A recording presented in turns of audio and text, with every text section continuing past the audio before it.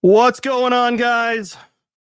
Farzine Vasugian here for another episode of the Chief Zone podcast. Woo! Boy. Wow. Wow. I think that's all I need to say. Wow. All right, podcast over. Thanks for listening. Wow. Man, what a game. Okay. I'll just say it right off the bat. I said a lot of things that did not age well. But do you know what? At the end of the day, all that matters is Andy Reid gets the win. That's all that matters. Was this an ugly win? Hell yeah, it was. Hell yeah, this was an ugly win. But you know what's worse than an ugly win? Losing. Starting the season 0-2, like the Bengals, like the Ravens. That's worse than an ugly win. I will gladly take an ugly win. Now, we got a lot to discuss because there are a lot of things the Chiefs have got to figure out. A lot of things. Boy, okay, welcome in. I'm Farzine Vasugian. Thank you all for joining me. We have a lot of people who are watching live. I might as well go ahead and post the link anyway. I want to hear from you guys. Call into the podcast. The link is right there. Boom, just went in there. Let me see if I can pin it on my end, just so that way those who come in a little later can get it as well. Probably should have done that sooner. Man, I'm all like, I'm just thrown off. That was a crazy game. Okay, for those of you who tuned in late, I'll just say it again. I was wrong about a lot of things, but the one guy whose opinion matters about everything, Andy Reid, do you know what he cares about? Do you know what he cares about? A W. That's all. W. You know how many ugly wins the Chiefs had last year? Well, actually, yeah, they had more ugly wins the year before. So even during the seasons where the Chiefs have won the Super Bowl, the 3 times doing so, 2019, 2022, and 2023, there were ugly wins that year. You find me a championship team that did not have an ugly win. This was an ugly win. There were a lot of things in this game that the defense did that should not have happened. And the offense, same with them. Mike says Bengals fans going to bitch about the refs. Yeah, of course. Like, come on. That's stating the obvious there. Hold on. I mean, this is what they're going to do. But look, that's interference right there. If Trent McDuffie does that to Jamar Chase, they're going to be crying for a flag. So, you know, they're going to cry about the refs because that's what they do every single time. They do that Burrowhead crap 3 years ago or 2 years, whenever it was. Oh, and what's happened since then? Oh, yeah, they're 0-3 since doing all of that. They run their mouth. They do all that talking, especially after an embarrassment against the Patriots, and they lose again to the Chiefs. Go figure. Cocky, overconfident, arrogant players. I mean, what are you going to do? The Chiefs don't do all the talking. They let their play do the talking. Now, their play wasn't great, but they won the game last I checked.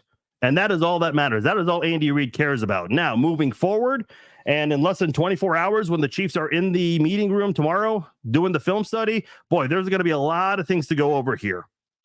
A lot of things to go over. Call in. I'll get to you guys' calls later on. But, man, we have a lot of things to go over here. Some good, some bad, and some ugly. But an ugly win that comes out at the end of the day. That's it. That's all that matters. A win. Let's get into it here. Let's talk about the offense here. Mahomes certainly was not himself in this game.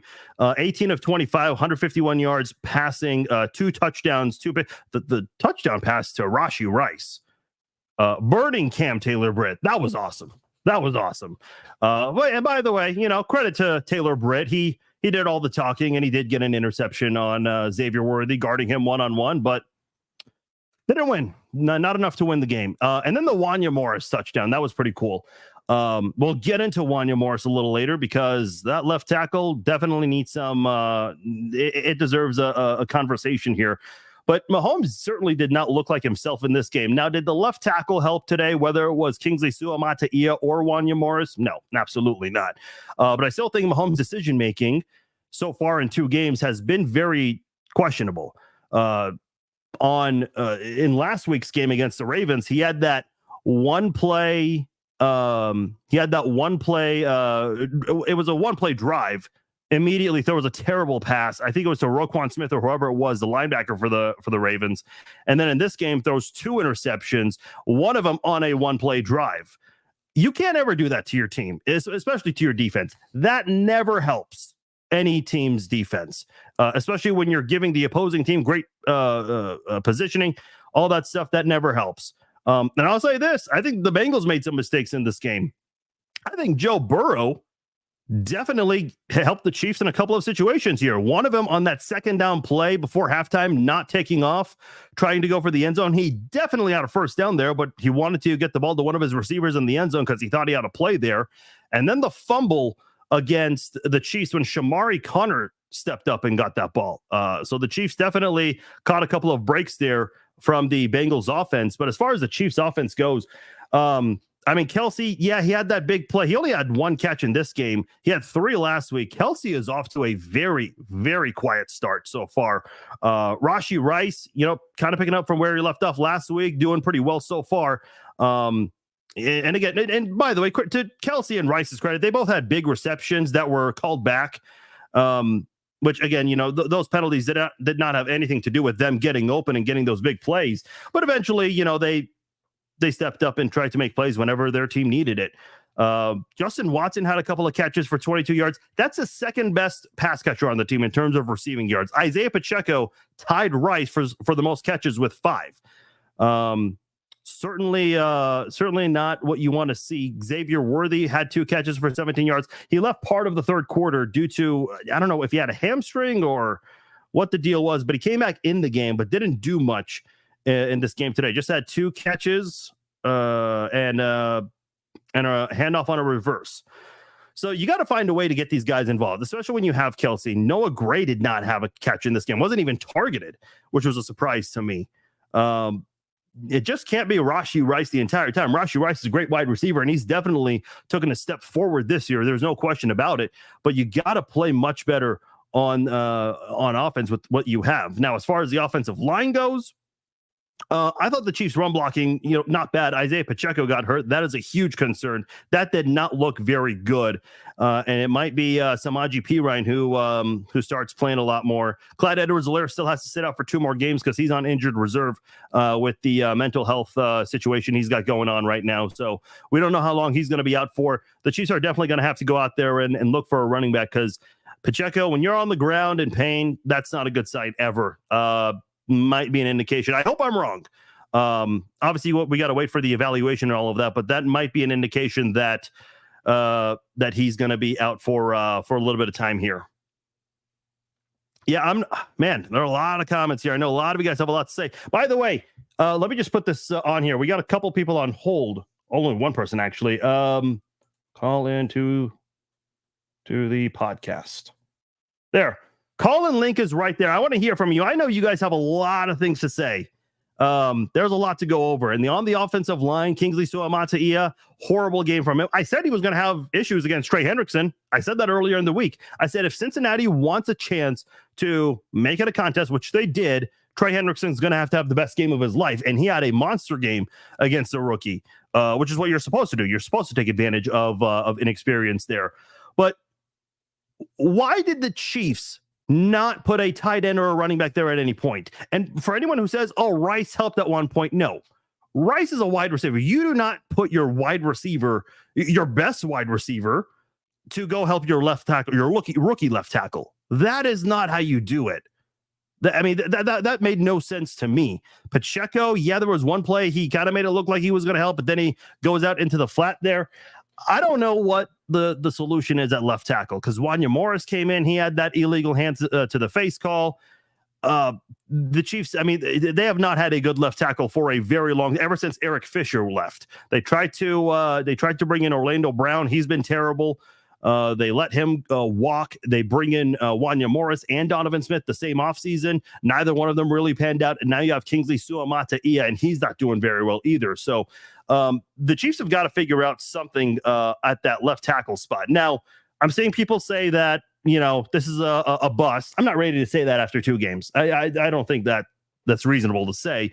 But, man, he's got to play better. He's absolutely got to play better. When you have a franchise quarterback, there's nothing wrong with investing in your offensive line. The Bengals tried to do that this offseason, and it has not panned out well for them so far. But when you look at what the Chiefs have to work with, all the potential you have with this offense, even without Hollywood Brown, which looks like he might not even play this year, you gotta protect your franchise quarterback. And for whatever reason, and again, I get it, Kingsley's a rookie, but first off, he's got to play better. But there's nothing wrong with going out there and giving him some help. The Chiefs literally did that exact thing with Jerick McKinnon a couple of years ago in Orlando Browns last year with the Chiefs. Jerick McKinnon was always there as that last line of safety, of defense, to protect Patrick Mahomes whenever Orlando Brown got beat.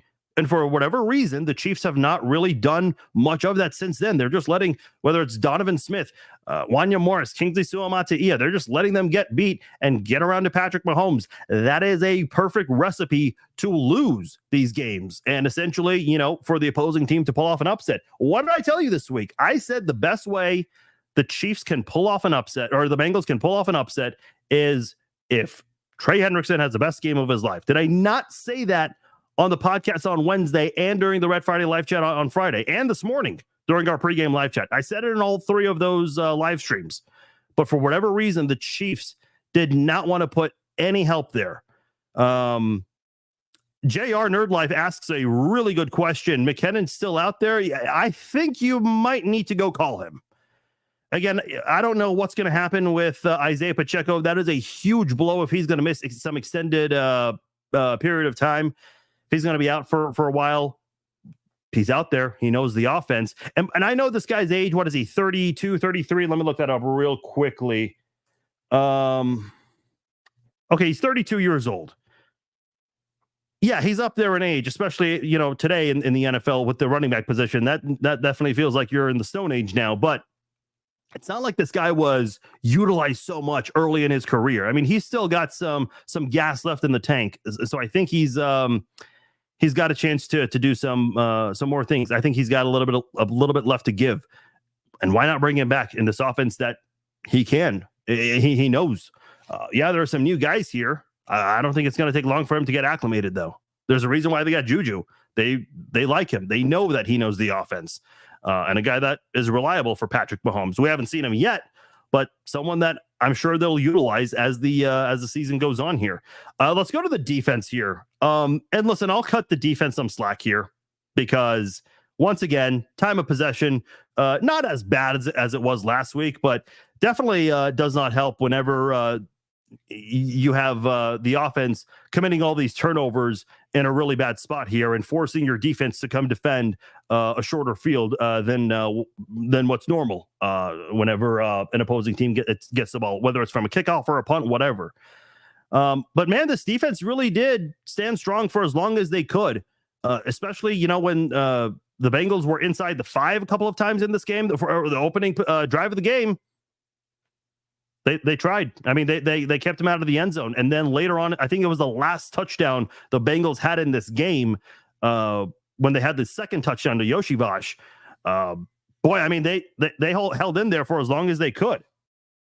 So if you're the Chiefs, man, you gotta figure out something there. And I think the pass rush, stepped up at times too. Shamari Connor had a hell of a game. Great heads-up play, getting the scoop 6. And then later on in the game, when he went out there and got that big sack, that was the last offensive play for the Bengals. That third down sack right there was huge as the Chiefs got the ball back.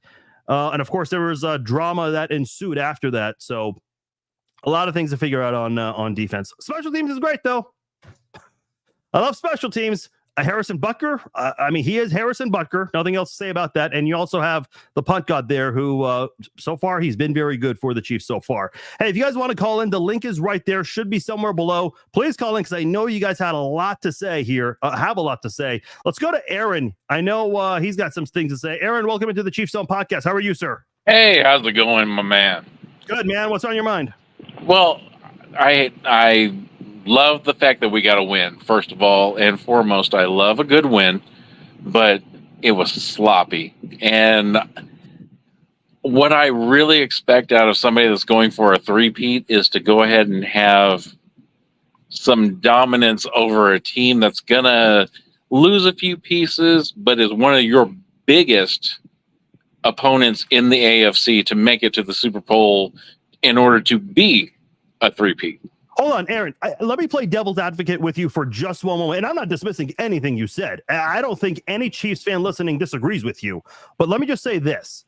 And again, I know this is not the three-peat season, but let's go back to the first of this three-peat possibility. The Chiefs had some really ugly wins that year. 2 against the Broncos, 1 against the Texans, a couple more off the top of my head I can't remember, but I do recall it being 5 very ugly wins. I think the Raiders game that year when they were down 17-0 in the first half. So you do have these moments, and you can be the best team in the NFL, or you can, be a team that just sneaks in. Every team is going to have these weird moments here. I mean, look at the Ravens right now. That's a team that was dominating last year, and look at them now. They're starting off 0-2. Not to compare the Chiefs to the Ravens, but I think there are going to be some moments where you're grueling. And by the way, you're getting every team shot. You know that just as well as anyone else, Aaron. Absolutely. My hopes and prayers are this is us with the steam iron out, and we're getting the wrinkles out of the way. And here's 2 incredibly good teams that we're going to face early in the season.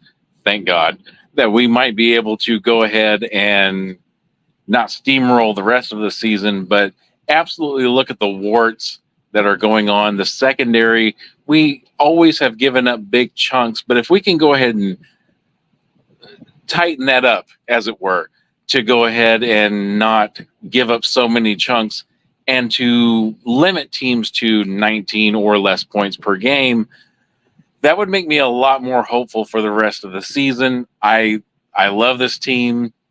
I hope that losing Snead this year wasn't something horrible.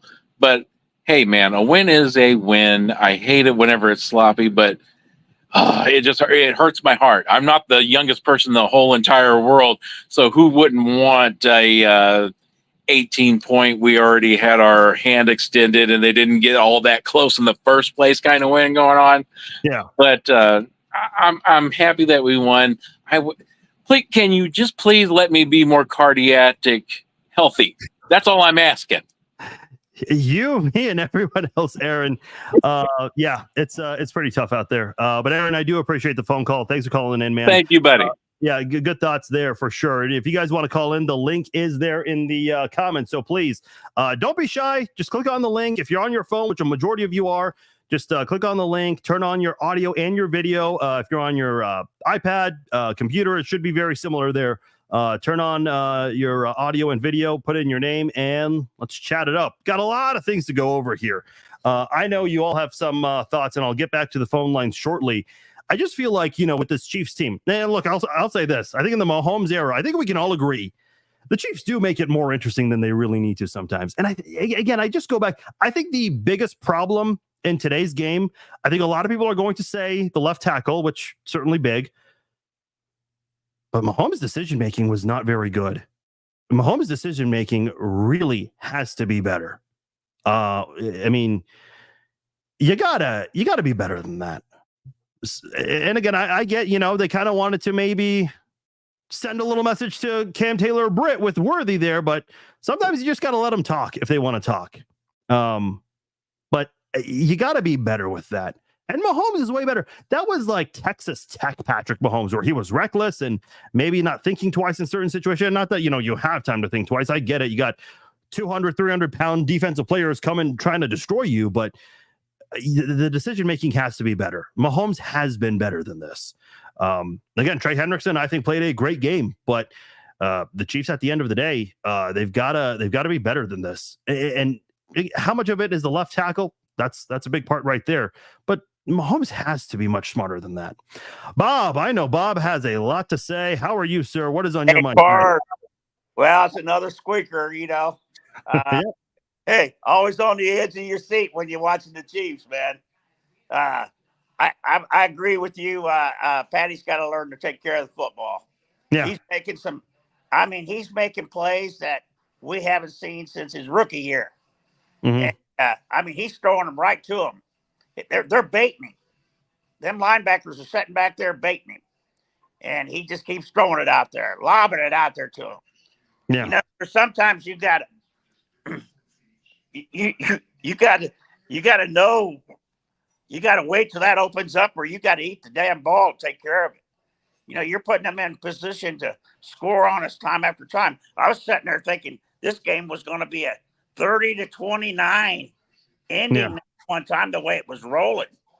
And I'm thinking, wow. And it was all about turnovers. We had that left tackle's got to go. Either that or we got to get him some help, like you said. Don't you think it's a little too early to say that, though, Bob? I mean, he has to play better, but to say that after 2 games, I don't know, man. I don't know, man. You're playing the 2 top guys. You're looking at our division. You look at our division, San Diego or the LA Chargers, whatever you want to call them. Yeah. They won today. They're 2-0. They're hitting on all cylinders. And then you got the Raiders that chipped out one against Baltimore today. In order to run our division, that's our first task. And these guys, the way they're playing, man, that line's got to get better in a hurry. Oh, 100%. And still, hey, I thought last weekend he got initiated to the game, but this weekend when he coughed up the ball, man, at crucial times. I mean, if you looked at the time slots and these things was happening, you're thinking, oh man, that's doomsday. When you're watching the game on TV, it's like, whoa, it's over. And then they come up with them big plays, man. I call it magic. And them officials took over this ball game at the end. That's uncharacteristic. Like you seen the hands to the face. They had to call it because all of them are always critical in them time zones. Then you had the pass interference that came back and gave us the shot. Yeah. So I don't know, man. It's a typical Chiefs game early on. I hope to see it get better. And if the kid at the left tackle can't handle that right now, they're going to have to get him some help. Like you said, we got extra tight ends. Put one over there. Now, Hendershot was not active last week. He was active in this game, and I was waiting for them to do that, and they never did, which surprised me. And I'm disappointed in our backfield right now, man. They're really playing too loose, or I don't know, man. Because I really don't think that Guy Secchi's all that great. No, he made them look like chumps, man. Yeah. The linebackers and our backfield. Now Connor played well today. I think Duffy's got to really grow up in a hurry. Because McDuffie? Yeah, I don't think Duffy's playing to his max yet. Oh, I strongly got to push back on that one, Bob. I mean, what did Jamar Chase have in this game? Like 3 catches for 40-some yards? Duffy?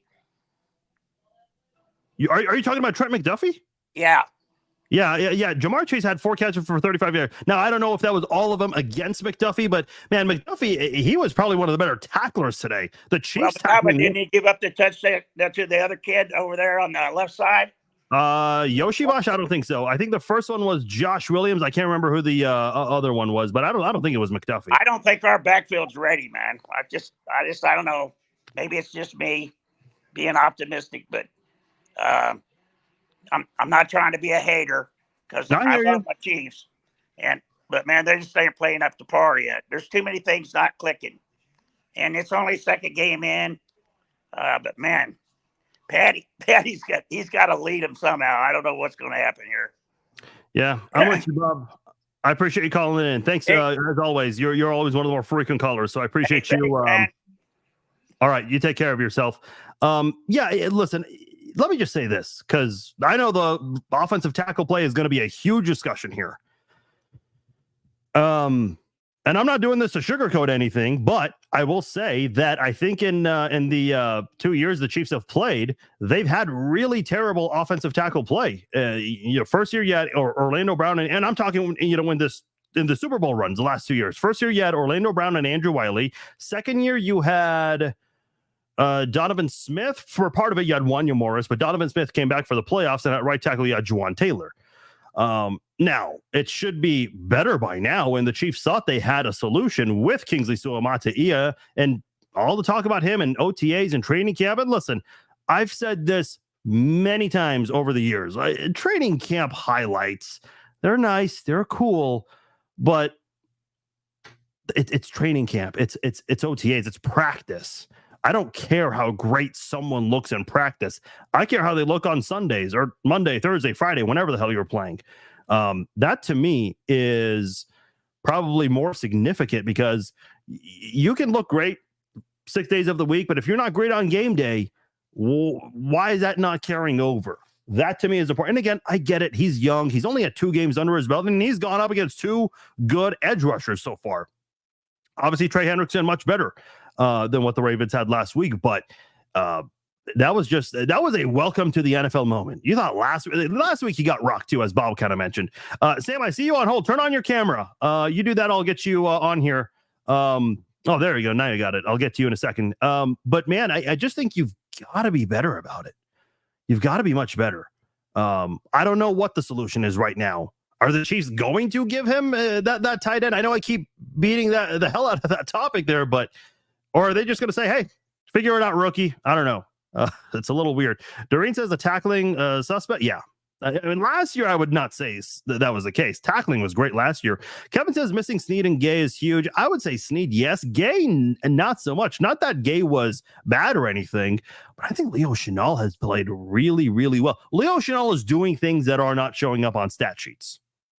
That's what he's doing. I mean, that's how good, kind of similar to how Drew Tranquil was last year. So hopefully the Chiefs figure it out, because that Monday Night Football game, I know that's not the game coming up, but in a couple of weeks, the Saints look much better than a lot of people thought. Derek Carr, the best quarterback to start off the season. Who would have expected that? Sam, you've been patient. What's going on, Sam? What's up, man? Can you hear me? Yeah, I got you. What's up? Oh, man, I was watching the game, and my initial thoughts that I think the Chiefs had a really good game plan. I really think they, it's only the second game. You got some feelers out, but I really think that, like the last gentleman said, the running game has to be there. I know Clyde, I think he had like some PTSD. He won't be back to week 4. So, Yeah. And the fullback still, I like him, but I know he had some fumble issues when he was at UCLA. I know I watched it when he played against Buffalo. I know he had some fumble issues that game. But my biggest thing, my concern is Patrick Mahomes and these interceptions, man. Like, I understand that he wants to go for the big play with Worthy, but a couple of those plays, I was looking at it, and, Kelsey had it with the check down. If the check down is there, definitely take it.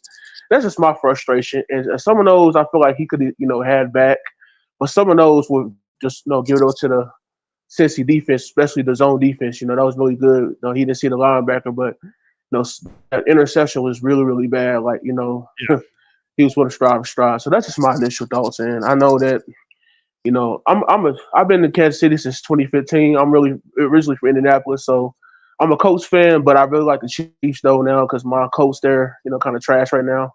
So I've been enjoying watching the Chiefs, these last couple of years. So that's like my default hometown team while I live here. So that's all. I enjoy your post and I follow you. So I thought I'd just hop on today just to give you my initial thoughts what I see with the Chiefs. All right. Well, Sam, I appreciate it. And hopefully Kansas City's treated you well. And hopefully the Colts can play a little better. I mean, they've had two crazy games, but yeah, they're definitely trying to make some adjustments here. But I appreciate you calling in nonetheless. It's not often we ever have non-Chiefs fans call in. So I've always said, non-Chiefs fans, they're always welcome on the page, the podcast, all that good stuff. So always appreciate the non-Chiefs fans as well on this page. Daniel is here on the Chiefs Zone podcast. What's up, Daniel? Hey, what's going on? Did your dad Doll survived this game? Yes, it certainly did. Certainly did. Yeah. For those who don't know, Daniel sent me a damn it doll, first ever doll I've ever owned. So I appreciate that. But yeah, did survive.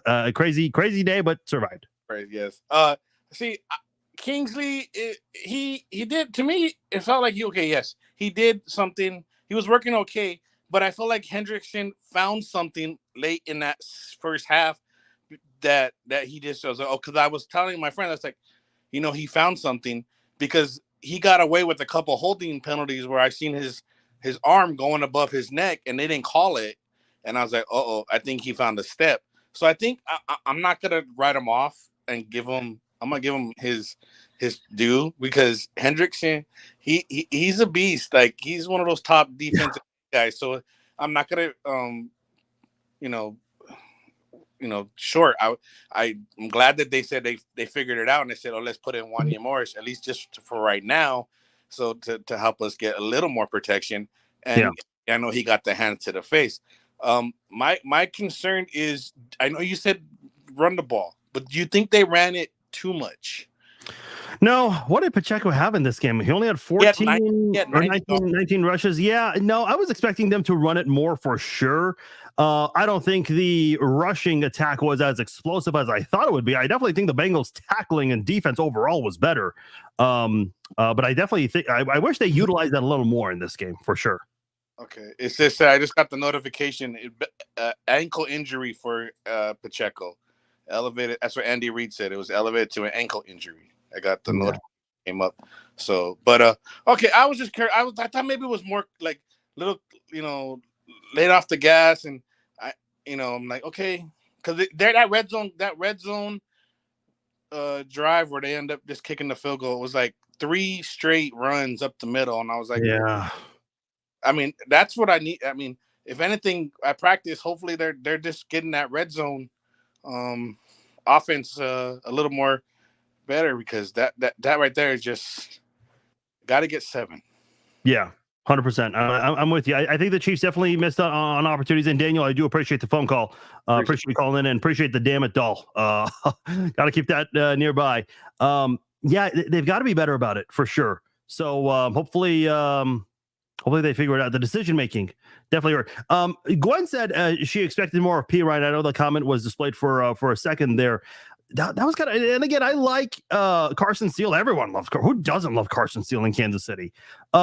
He had one fumble, and he made up for it later on, as he had some runs later on in the game that definitely helped the Chiefs. But man, to not have a 7-year veteran to help out with the rushing attack until Pacheco got hurt was kind of interesting to me. So I'm not sure why the Chiefs waited and had him on the sidelines. So that was interesting to me.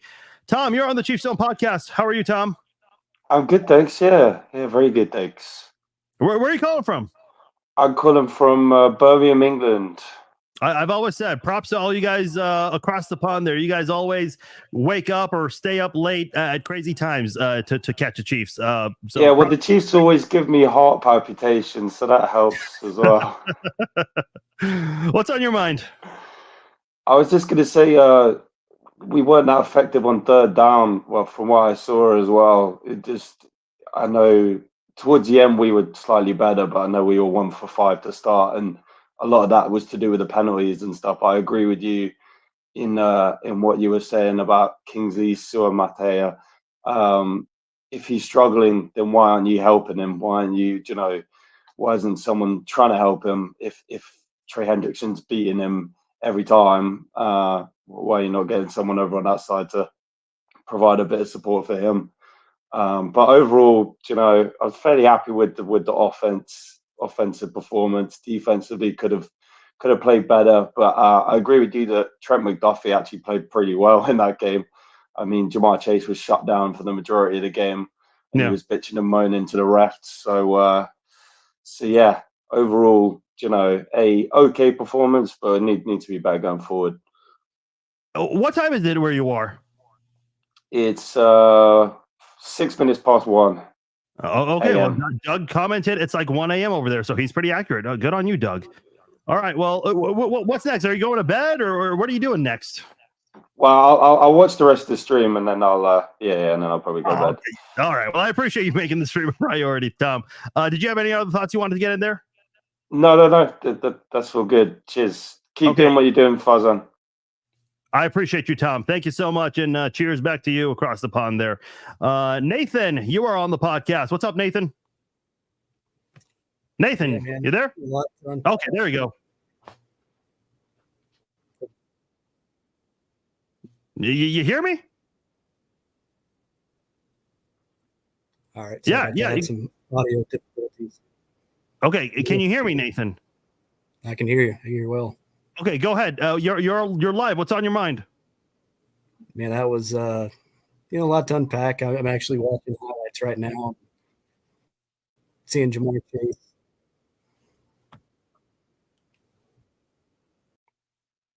Okay, all right. I think he's having. I heard him just fine. He was about to mention Jamar Chase crying, which is interesting because I thought only Chiefs players and coaches cried about the refs. Yeah, that's you know what's so funny about this game?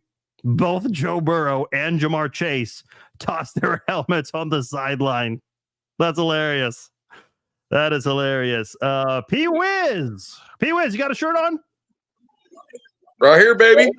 Oh, there you go. Okay. All right, let's keep it above the belt. But that's a tattoo, I assume. Yeah, brand new, baby. Got it yesterday. Congratulations on your brand new tattoo there. That is how you rep your team. P-Wiz, what's on your mind? Go Chiefs, baby. Go ahead. What's up? No. Chiefs win is great. Patrick Mahomes needs to look a little better. Travis Kelce needs to look a little better. Yes. I love it. Andy Reid dials it up every time. Here we go. Butker with the win. Number 7 all day, every day, baby. Let's go. Go Chiefs.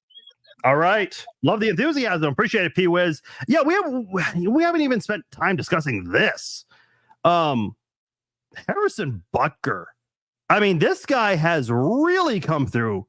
The AFC Championship game against the Bengals, that was a huge kick. The Super Bowl 2 weeks later, Super Bowl 57 against the Eagles. I know it was a chip shot field goal to win the game, but when you are, I don't care how close that is like a pressure field goal right there. I mean, kickers have all this pressure. We saw it with Tyler Bass last year. We've seen it in the Chiefs in years past. But man, Harrison Butker is ridiculously consistent. And by the way, listen, Justin Tucker, phenomenal career. He has the highest percentage rate in NFL history. Butker is right behind him. But man, he's been kind of sloppy lately. He's no longer connecting from 50 anymore. He's like what, 1 of 7, 1 of 8 since the beginning of last year. So it's been a while for him. Butker, and then last year to tie the game, send it into overtime was huge. And obviously that wasn't even his biggest kick. His biggest kick was the one where he broke the record, taking it away from the 49ers kicker Moody. He's just been really, really, really consistent for the Chiefs. Last year was a ridiculously good year. Made all of his kicks in the playoffs. He only missed 2 kicks in the regular season. One was in Foxborough, where it was maybe deflated, and then a week later on Christmas, where nothing was working on Christmas. So you know, you missed 2 kicks the entire year. You're doing a lot of really good things. And Butker owns the NFL record, longest field goal in Super Bowl history, and most field goals all time in a Super Bowl. That is how damn good Harrison Butker has been. And look, this was a game where, you know, there's all that trash talking, more so from Cincinnati side and all of that. So you really wanted to make that, and plus, you know, I think, and I don't want to make this, you know, a non-football topic right now, but I think a lot of people know Butker and his stances on certain things that a lot of people either agree or don't disagree with, or don't agree with, excuse me. I think there were a lot of people that were ready to go after him on social media if he missed it, which I don't agree with. If it's like over a difference of political opinion, I think that's silly, but that's just the way the world works, unfortunately. But no, he came through. Yeah, the call for him to do it that far, that was a little weird. Chase asked a good question. Have you heard the severity? No, we don't. We'll find out more tomorrow. Tomorrow is we won't know all of the answers, but tomorrow will be a big indication as to what's going on with Isaiah Pacheco. It did not look good, though. It did not look good. Kay says, have anyone noticed Nick Bolton has lost his explosiveness? He's definitely taken a step back. He did have that really nice tackle at one point, but I don't want to say one tackle. It represents his entire body of work for the season. He's off to a bit of a slow start. Look, this defense, they kind of are back to bend, don't break mode. I don't think last year the Chiefs were in a bend, don't break mode. They had it in a few games last year, but we've seen a lot of bend, don't break under Spags. Last year, it was a very strong and stout Chiefs defense that hardly let any offense bully them around. This year, through 2 games, the defense has definitely struggled. And it hasn't been terrible. Listen, let me just say this, because a lot of people talk about, the Chiefs are in a very difficult division. They're not in the AFC North where it's tough. Well, they just started the season against 2 AFC North teams, 2 very good AFC North teams, even though they're both 0-2 right now. Last I checked, Chiefs won both those games. One of them by a toe and the other with a field goal as time expired. So as far as I'm concerned, forget about me. As far as Andy Reid's concerned, he just wants the W. That is what he wants, the W. You find a way to get the W. That is all Andy Reid cares about. Football season is here now, and if you guys want to check out the Chiefs, the Jayhawks, the Wildcats, the Tigers, or any other NFL or college football team, you can do so by getting your tickets through SeatGeek. I like SeatGeek because they keep you very honest. Anytime they have their ticket prices listed, they'll put a green dot next to ticket prices that are worth spending money on, and if resellers have ticket prices listed too high, they'll put a red dot next to those ticket prices, so definitely avoid those tickets. And by the way, for those of you that are looking for a little extra bonus here, I have a promo code you can use if you're a first-time customer of SeatGeek. Enter my promo code FARZINE at checkout and you will save $20 off your first purchase from SeatGeek. Go to SeatGeek.com, pick your tickets, and at checkout, new customers can put in my promo code FARZINE and save $20 off your first purchase from SeatGeek. Yeah, I mean, there are a lot of people complaining about the refs. I'm sorry, like, this is what do you want the refs to do? Not throw a flag? You know what's so funny to me? Let's have this discussion for a moment here. Oh, you can't call that late in the game. Why the hell not? I don't care if there's 1 minute left in the game or you're 1 minute into the game. If there is a penalty, it needs to be called. Oh, but they don't always call it. Oh, you're telling me, you're trying to educate me that there's an inconsistency with officiating in the NFL and all of sports for that matter? Wow. Did you just start watching sports?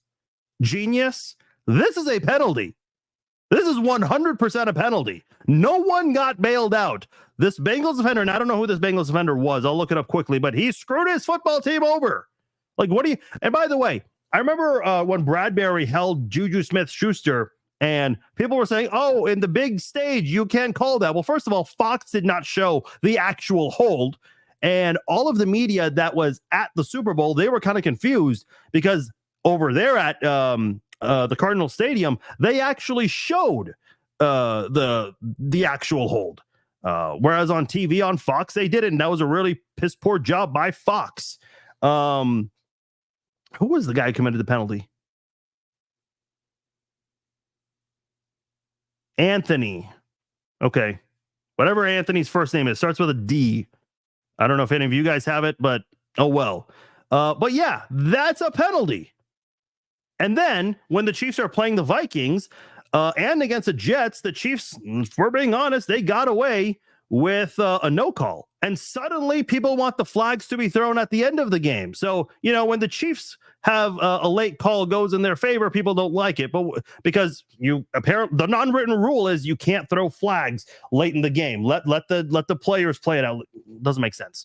And then when the Chiefs get away with a no call, suddenly, let them play is no longer in play there. Funny how that all works. Really funny how that all works. But Bengals fans are not ready about that discussion. Chase says, hey, what do you think about the Raiders beating the Ravens today? I was expecting the Ravens to blow them out. Lamar Jackson was awful in this game. Like really, really bad, especially in the second half. I'm not really too worked up over it. I actually think it helps because I do think the Ravens are going to turn it around. I do think the Bengals are going to turn it around as well. And not that the Bengals played any AFC West opponents yet other than Kansas City. But I do think that, listen, I don't think the Raiders are going to go that far. Did you see their offensive line? It's not good. Did you see Gardner Minshew? He's not that good. I think the Ravens did more for them, but hey, that's what you're supposed to do. You're supposed to take credit, you're supposed to take advantage and do that to their credit is what I meant to say. Doug says, can't ever blame the refs for deciding a game. You shouldn't be in that position. Well, I don't disagree. I would even take it further. The refs didn't decide the game. Anthony decided the game by deciding to interfere with Rashee Rice on that play. So, if you don't interfere, that's a pretty high pass by Patrick Mahomes. Games. Well, okay, I take that back. It wasn't that high, but don't commit the penalty. Plain and simple. Plain and simple. If it were an opposing team wide receiver, they didn't call that, people would have flipped. Yeah, exactly. I mean, come on. If that was Trent McDuffie on Jamar Chase, then suddenly, that's a penalty. You're going to say it's a penalty, but when it happens to Kansas City when they have the ball, it's not come on. Get the hell out of here. People got to bring the same energy. Bring the same energy. You guys know me. I'm here win or lose, same energy. Travis says, I like your picture, Travis, with the Darth Maul there. Yeah, I remember running into you there. So that was pretty cool to meet you there. Do we have a Jamar Chase post-game update? Dude is a walking bulletin board material supplier. Well, I think he's got to worry about himself. This dude's having a really tough time. Didn't get the contract he wanted, and he's bitching and moaning about it. He's just about himself. And then he goes out there and is mouthing off to the referees. And I thought the Chiefs were the ones who would cry to the referees. Boy, interesting how times have changed. Times have changed. It's the Bengals who are crying about the refs. Hey, by the way, let's go back here again. The whole Burrowhead thing, the comment, which, by the way, they're 0-3 since doing that. You can't sit here and talk all this shit and then cry about the officials. I mean, unless you want to be called a sore loser, which the Bengals are acting like that for sure, then there you go. Have at it. Enjoy your 0-2 start once again and another ringless season. Jones was held all game today. Were the Bengals flagged for holding at all? Orlando Brown was. I don't think there was a holding call that was called that was against Chris Jones. No. Leo Chenal being added to the O-line. Yeah, he came in at one point. That was a little weird. I didn't really get that. Other than that, I don't really have a lot of thoughts there. Rice would have caught a hit. Yeah, I did retract my comment, Kevin. I mean, there was interference for sure because it come close to it. So yeah, I did retract that comment. Most selfish dude I've seen in a while. Oh, 100%. 100%. I mean, even Joe Burrow is out there shoving his own wide receiver. The only wide receiver he has. I mean, okay, sure. Yoshi Vosh had a solid game, but it's not going to happen week in and week out. To be fair, Chase is an idiot who doesn't know what a hip drop tackle is. Yeah, I thought he was calling for a face mask, or I don't know exactly, but yeah, that is it's pretty funny here. Let me just I guess Shamari Connor isn't really giving the media much. Oh,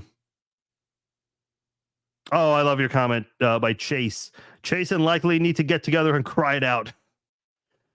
AFC North rivals come together against the Chiefs. Who would have thought? The Chanel thing reminds me of the old J.J. Watt play in Houston. Yeah, I remember Jared Allen would come in and play like offensive tackle, third string tight end for a couple of times for the Chiefs. Remember that in 2007? Kind of reminded me of that as well. I know I didn't mention that during Gwen's question, but yeah, I did add to that. So everyone loves Butker again. Look, man, I've gone over this in the offseason. Here's the thing, because I know Taylor Swift, her name is being brought up, and Brittany Mahomes and Harrison Butker. Dude, if you guys told me 15 years ago the Chiefs would be in the middle of like a conspiracy theory with the Super Bowl, I would have said this is insane. I don't know how this is even possible, involving Taylor Swift of all people. But let me just say this, because I think when people are talking about Butker or Swift or Brittany Mahomes and all of this political situation, I get it. Today, politics is crazier than it is before. Man, I know there are a lot of stances that people strongly disagree with, but you're just not going to agree with people. If we spent all day talking about religion and politics, which I know is not what this podcast is about, man, we would end up finding things we strongly disagree about. But, you know, that's kind of what makes the world go round. I mean, as long as you're not, doing terrible things, criminal activity, violence against innocent people, or just violence in general. I mean, I would say, violence and self-defense are two different things, but this whole, thing. And Travis and Taylor staging a relationship, or that whole thing. Everyone's gonna think differently than you. I might love pizza, but the guy next to me might think pizza is like the weirdest and worst food ever. I'm gonna think you're a little crazy, but you know what? You have different tastes than me. That's just kind of the way the world works. I remember when the whole Butker thing happened in May. I saw a lot of tweets. I don't want Butker on my team ever again. Really? Who did you want kicking that field goal in the end there? Because I sure as hell did not want anyone else in that situation. Oh, here we go. Timothy, pineapple belongs on pizza. Okay, this is where we have a divide. This is where we go. No, seriously, I do appreciate you bringing light to this topic here. But the whole thing with Butker, it's like, I remember when Butker was injured 2 years ago. Who did they bring in? They brought in Matthew Wright, and they brought in another kicker. They were not good. They were not good. I know Matthew Wright had the record for the longest field goal in Chiefs history, and then Butker came back and took it away from him a week later. But overall in general, those two backup kickers the Chiefs brought in during Butker's injury were not very good. Made you miss Butker even more. I do not want to see the day where Butker is wearing another team's jersey. I hope he is a Chief for life. And obviously he signed that extension in the offseason right before training camp. So fortunately he's going to be here a very long time. But man, it was during training camp, excuse me, but you get the idea. I do not want another kicker playing for the Chiefs unless his name's Harrison Butker, because the Chiefs were very fortunate to snag him up on Carolina's practice squad. I guarantee you, not that it would fix all of Carolina's problems, but I'm sure Carolina Panthers fans are looking at that and saying, yeah, wish that was our kicker. Okay, a lot of people have brought this up in the comments today. Not sure why Mahomes wasn't passing to Kelsey. Yeah, it was kind of a rough day between Mahomes and Kelsey. That connection was not there today. Mahomes threw one pass to Kelsey that was completed and recorded. That was inside the red zone, where Kelsey had that quick pass on a tight end screen. Almost got to the end zone there, but didn't. He did have that other big catch later in the game where it was brought back. I can't remember the exact penalty. I think it was a holding call on Kingsley Suamataia. And that was when the Chiefs benched Suamataia and brought in Wanya Morris. And unfortunately, Wanya Morris had that hands to the face that took away a big catch for Rashee Rice. But in general, this is a game where, there's a lot to learn from in this one. Definitely in this one more than last week's game. So hopefully the Chiefs, they've done some soul searching in the next few days, because they've got to figure it out. You've got, I don't want to say an easy schedule, because I thought this was going to be an easy win given the Bengals and their troubles, especially on the defensive side. But you got Atlanta. They have not looked very good lately. You have the Chargers. They're 2-0 right now. Maybe they're, playing some easy teams, but at the end of the day, you're 2-0. You can only be what your record says you are. And they're taking advantage as the teams are playing against. And then, by the way, are the Falcons 0-2? No, they play tomorrow night. Okay. And then they play Sunday night with the Chiefs. You have, who do you have? The Chargers. Then you have the Saints before your bye week. That looks like a much difficult game now than it did 2 weeks ago. 100%. A much bigger game.